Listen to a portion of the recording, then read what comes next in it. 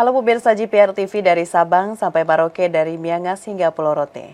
Bertemu lagi bersama saya Mona Azari Risak dalam program Juru Bicara. Indonesia memasuki babak baru dengan penerapan government technology untuk peningkatan pelayanan publik. Revolusi ini menuntut pemerintah untuk bertransformasi melalui konsep e-government guna memanfaatkan potensi teknologi dalam mendukung aktivitas perindustrian dan perekonomian. Pengembangan GovTech tidak hanya menuntut perubahan teknologi, tetapi juga melibatkan aspek-aspek kritis seperti peran para pengambil keputusan, tata kelola yang efektif, manajemen risiko implementasi sistem menjadi fokus utama, sementara keamanan sistem menjadi elemen kritis yang harus diintegrasikan secara menyeluruh. Dengan langkah-langkah ini, pengembangan GovTech bukan hanya menjadi bentuk kemajuan teknologi, tetapi juga sebuah terobosan untuk meningkatkan kualitas pelayanan publik. Langkah proaktif dalam menghadapi tantangan ini akan membuka pintu menuju pelayanan publik yang lebih efisien, terjangkau, dan responsif terhadap kebutuhan masyarakat di era digital ini. Lantas apa strategi dan langkah pemerintah untuk menuju transformasi digital pemerintah menuju pelayanan publik 5.0?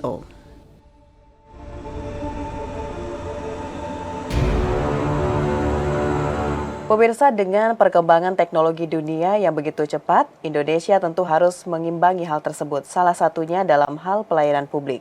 Digitalisasi dalam pelayanan publik adalah sebuah keniscayaan. Dengan adanya pelayanan publik berbasis digital, maka pelayanan akan dapat dilakukan secara cepat, terjangkau, aman, dan juga real time.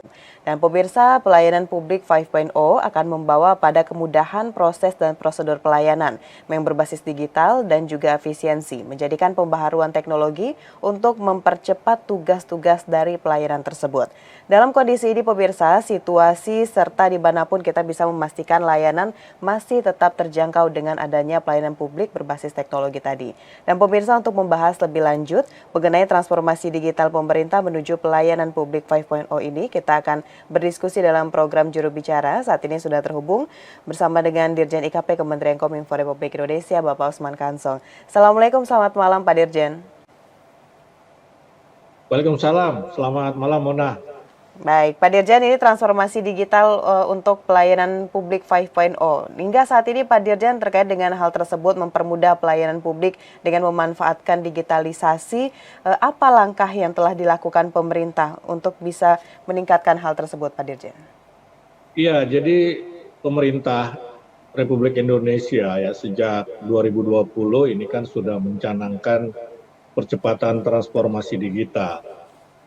Nah, salah satu komponen dalam percepatan transformasi digital adalah sistem pemerintahan berbasis elektronik atau bahasa kerennya government technology begitu ya, atau GovTech.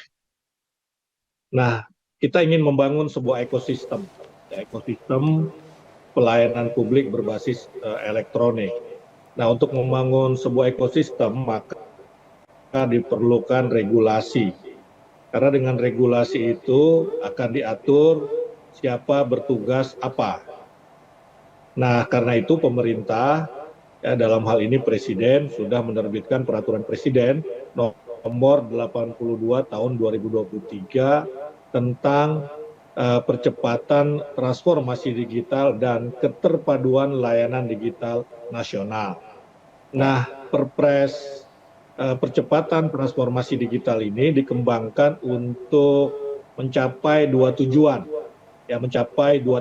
kunci, yakni akselerasi dan keberlanjutan yang berfokus pada sistem prioritas ya, termasuk DPI ya, dan juga pendirian tim digital atau GovTech untuk keberlanjutan transformasi digital berupa pelayanan publik berbasis digital begitu. Nah, GovTech ini menangani platform prioritas. Nah, platform prioritas ini memang menjadi tugasnya Kominfo yang merupakan best practice yang dilakukan oleh negara-negara top 20. Jadi negara 20 teratas dalam indeks AGDI PBB 2022. Artinya ya indeks GovTech-nya itu paling tinggi 20 teratas begitu, sehingga Indonesia berada di jalan yang tepat ya untuk mengadopsinya. Nah, dalam hal ini Indonesia tengah berupaya mengikuti jejak yang sama melalui PRURI. Jadi leading sektor GovTech, ya Government Technology ini atau SPB ini, Sistem Pemerintahan Berbasis Elektronik ini adalah PRURI, ya PRURI, sebuah BUMN. Dia bertugas melakukan identifikasi berbagai persoalan ya dalam penyelenggaraan aplikasi SPBE. SPBE, semua SPBE termasuk ataupun terutama SPB prioritas. Kemudian kebutuhannya seperti apa dan kemudian merancang solusi yang tepat ya, karena kita ini sejauh terkait dengan aplikasi ya, ini kan punya terlalu banyak aplikasi kita.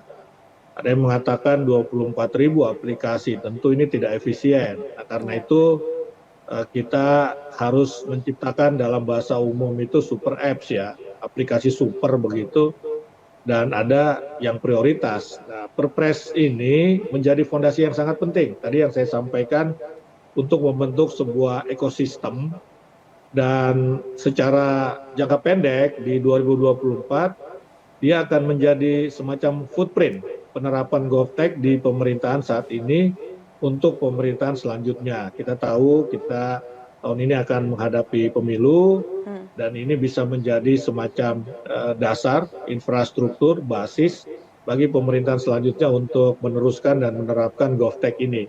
Dalam konteks jangka menengah, kita akan meningkatkan indeks IDGI Indonesia, sedangkan untuk long termnya, jangka panjangnya, digitalisasi ini akan membangun sebuah birokrasi yang efisien, efektif, dengan berpusat kepada manusia secara maksimal untuk menopang pertumbuhan ekonomi.